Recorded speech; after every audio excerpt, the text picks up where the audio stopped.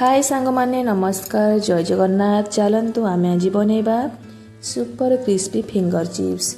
यह खाइबा को बहुत टेस्टी लगे सहित खूब सहजरे झटपट बन जाए आम सब प्रकार टेस्ट पाइपर। तो से प्रथम चलतु आम सब परिवा गुड़ाक फिंगर सेप्रे काटि नवा।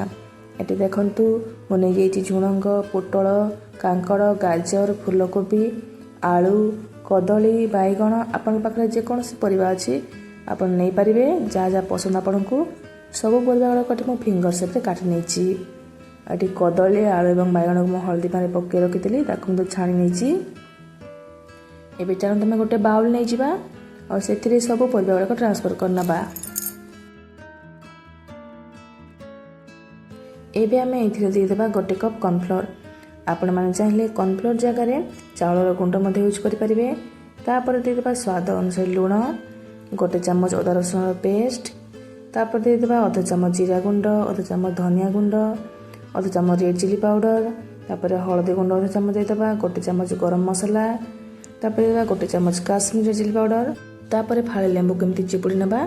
आपण मैंने चाहिए लेंबू को स्किप करेंगे ऑप्शनल अच्छी। तापर 2-3 चामच धला राशि को देदेबा। तापर किसी कटा धनिया पत्र देदेबा और ये सब जिनस को भल भाव गोले नवा। गोले सारा 5 मिनट रखीदे जहाँफल भल भाव मैरिनेट हो। और ये धला राशि देवा द्वारा चिप्सर टेस्ट बढ़िया सहित लुकटा बहुत बढ़िया देखा जाए। निहाती दिंतु ये देखो सब जिन भल भाव गोले सारी या छाड़ीदे सेपट चल तुम गैस ऑन कर तेल को गरम करनवा।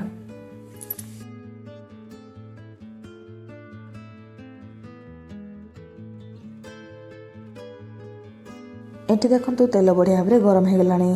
एबे आम जो मेरिनेट कर रखी परिवा गुड़ाक गोटे गोटे कर ऐड करदे एवं गैस फ्लेम को मीडियम रे रखिकी आम या क्रिस्पी होगा पर्यंत फ्राए करवा।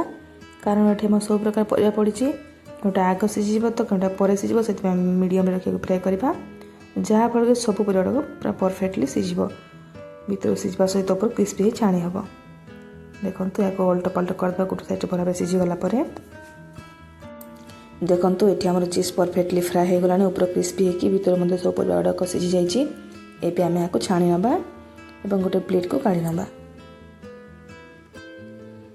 देखो केते क्रिस्पी देखा लुक पूरा डेलीशियस देखा ऊपर जो राशि पड़ी छाणी भी होती क्रिस्पी होगी पूरा कुड़मुड़िया होगी। आपण मैंने यही प्रोसेस रे यही चिप्स को थोड़े निश्चय बने देखिए या थे खाइला पर आपण मैंने बारंबार या बने खाई पसंद करेंगे। यह खूब कम समय में बन जाए आ गोटे चिप्स माने गोटे थरक सब प्रकार आप टेस्ट पाइपर। तो निश्चय थे बने खातु केमती लगे मत कमेंट माध्यम जनातु। और जदि भल लगे ताले मो चैनल को लाइक सब्सक्राइब कर दिंतु। पाखर बेल आइकन को दबाई दिंतु जहाँफल कि मोर नुआ नुआ रेसिपी गुड़ाक नोटिफिकेशन आपण मान पाखरे सर्वप्रथमे पहुँची पार।